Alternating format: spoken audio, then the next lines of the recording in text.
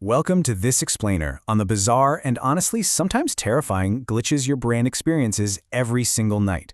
You know the drill. You shut your eyes expecting a peaceful 8 hours of rest, but behind the scenes, your brain is navigating this incredibly complex series of neurological transitions. And sometimes, well, it just makes a mistake. Here's our roadmap for the night. We'll start with the shutdown sequence, move into deep sleep disturbances, tackle REM and dream glitches, look at waking up malfunctions, and finally, wrap up with waking world failures. Section 1. The shutdown sequence and its powering down malfunctions. So picture this. You're just drifting off, everything is perfectly quiet. And then, bam, your entire body just slams awake. It literally feels exactly like you just missed a step on a staircase in the dark. If you felt this, trust me, you are definitely not alone. We call this a hypnic jerk, and it's actually a brilliant example of your brain totally missing the memo that you are safely tucked in bed. See, as you fall asleep, your muscles begin to relax, but your brain, which is also trying to power down, kind of misreads that sudden drop in muscle tone. It thinks, oh no, we're falling. So what does it do? It fires off a massive jolt of electricity through your body to catch you. It's a completely unnecessary emergency response. Some researchers actually think it's this wild evolutionary leftover from back when our ancestors slept in trees, where relaxing too much genuinely meant you were in danger of falling out. And the craziest part? A whopping 70% of us experience this, which just goes to show it is completely harmless. It's not a medical issue. It's just your overdramatic brain making a tiny little shutdown error. Of course, things like stress, too much caffeine, or just running on fumes can make them happen more often, simply because an overstimulated brain is way more prone to fumbling the shutdown sequence. Now here's one that is also harmless, but honestly way more terrifying. Exploding head syndrome. I know the clinical name sounds intensely scary, but it affects about 10% of people. You're almost asleep, and suddenly, boom, an enormous bang goes off entirely inside your head. We're talking a loud crash, a gunshot, or a cymbal smash. What's going on here is that normally your brain gradually dials down your sensory processing as you nod off, but sometimes it misfires. Instead of fading out nicely, a whole mass of auditory neurons fire off all at once. Your auditory cortex interprets that massive electrical surge as a deafening sound. There's no physical bang, zero physical damage. It's literally just your brain's audio system shutting off a bit too aggressively. Moving right along to Section 2, Deep Sleep Disturbances, where we look at unconscious activity. Okay, we really need to clear up the difference between nightmares and night terrors because they are absolutely not the same thing. A nightmare happens during REM sleep. It's a scary dream and you usually wake up remembering it perfectly. A night terror? That hits during deep, slow-wave sleep. The person might sit straight up, eyes wide open, screaming, with their heart racing up to 180 beats per minute. It is complete, utter, physiological panic. But here's the wild part. They aren't really conscious. You can't comfort them normally because they literally can't process your presence. And by the morning, they will remember absolutely nothing. Zero. Night terrors are actually part of a bigger family of deep sleep anomalies. During this super deep stage, your brain can accidentally flip on your motor system while leaving your consciousness completely switched off. That is exactly how sleepwalking happens. People will navigate their kitchens, make sandwiches, even drive cars, all without an ounce of awareness, and know they aren't acting out a dream. The brain just started doing stuff.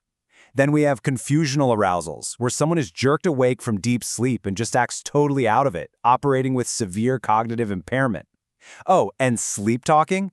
That's basically just your brain accidentally leaving the microphone on. It spits out random verbal fragments that definitely don't reliably reflect actual secrets. Finally, you've got physical glitches like sudden nocturnal leg cramps or sleep myoclonus, those quick, shock-like muscle jerks that pull you into a lighter sleep stage without you even realizing what happened. Section 3. REM and dream glitches, or as I like to call it, the vivid state. This perfectly sets up something called REM rebound. Let's say you've been severely sleep deprived, or maybe you've been having a few drinks, which heavily suppresses REM sleep. Your brain starts keeping a tally. It builds up a deficit. When you finally get a solid, uninterrupted night of sleep, or cut out the alcohol, your brain goes into absolute overdrive to balance the books. It violently cranks up both the proportion and the intensity of your REM sleep. The result? These incredibly bizarre, emotionally overwhelming, hyper-vivid dreams. Is essentially your brain acting like an aggressive debt collector for your missed sleep. Now, while you're deep in that REM state, another amazing glitch can happen: lucid dreaming. About 55% of people have actually felt this. It's that crazy moment where something just clicks and you realize, wait, I'm dreaming? And you become fully conscious inside the dream itself. And yes, EEG studies have proven this is totally real. Sleepers have actually signaled scientists with pre-agreed eye movements while totally knocked out. Honestly, this is probably the one glitch you'd actually want to trigger on purpose. Science shows you can induce it with a few specific steps. Doing reality tests during the day, using the wake-back-to-bed method to dive straight into REM, and setting a strong mental intention using the MILD technique right before you drift off. Which brings us to Section 4, the waking up malfunctions, or crossing the threshold. So, sometimes you don't actually wake up at all. Enter the false awakening. It is exactly what it sounds like. You dream that you woke up, rolled out of bed, and started your morning routine with such flawless realism that you have zero clue you're still asleep. Your brain is running such a highly detailed simulation of your own bedroom that it completely fools itself. Sometimes this even happens in a loop, over and over, creating this super unsettling unreliability about whether you are actually awake yet. And when you do finally wake up for real, you might get hit with sleep inertia. Let's think about the timeline of waking up. At 0 minutes, your alarm is blaring, but your brain does not just instantly flip a switch to fully operational. Your cerebral blood flow is sluggish, adenosine, that chemical making you sleepy, hasn't cleared out yet, and most importantly, your prefrontal cortex, the part that handles rational thought, is literally still offline. Usually, this cognitive lag clears up in 15 to 30 minutes, but if you're forced to wake, it can drag on for up to 4 hours. This is a very real physiological state. Surgeons woken for emergency procedures have documented cognitive impairment, and pilots have actually crashed planes during this window. So hey, if you make a terrible decision right after your alarm goes off, your brain was technically still asleep. This morning, unreliability gets even wilder when your dreaming circuitry refuses to turn off properly. Let's compare these two types of hallucinations. Hypnagogic hallucinations happen as you're falling asleep. Maybe you see a flash of light or hear someone call your name because your conscious mind is still partially online as the dream starts. But hypnopompic hallucinations, those happen as you are waking up. Your REM dream content actually bleeds over into the waking world. Because your brain's reality-checking hardware hasn't fully booted up yet, that giant hallucinated spider on your wall looks and feels utterly real. You are conscious enough to be genuinely terrified. And this bleeding of dream content into reality brings us to a phenomenon so universally scary that almost every culture across centuries and continents has generated a sinister name for it: the old hag, the incubus, the shadow person. We're talking about that overwhelming feeling of a malevolent presence watching you or pressing down on your chest in your room. So what conjures up that shadow person? Sleep paralysis. See, during normal REM sleep, your body uses a mechanism called remotonia to essentially paralyze your muscles. That way, you don't physically run around acting out your dreams. But in sleep paralysis, you wake up and your body hasn't received the unlock signal yet. You are completely paralyzed. Because you can't move to investigate your surroundings, your brain's threat detection system goes into full-blown panic mode. It concludes something must be holding you down, so it generates a terrifying hallucination, the shadow person, just to explain away why you can't move. Roughly 20% of people experience this glitch. It's totally harmless biologically, but deeply, deeply awful to sit through. Finally, we arrive at Section 5, Waking World Failures and Dangerous Intrusions.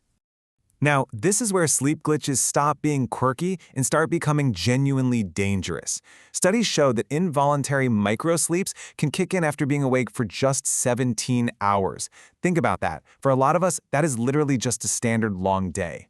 A microsleep is an episode where your eyes might be wide open, you might be sitting straight up, but internally, your consciousness has just flat out vanished for anywhere from 2 to 30 seconds. And the terrifying part is you cannot detect your own microsleeps. You're just suddenly seconds further down the road with absolutely no memory of the gap, making this responsible for a massive portion of driving crashes and industrial accidents. When we categorize these key glitches, you can really see the stark contrast in threat levels.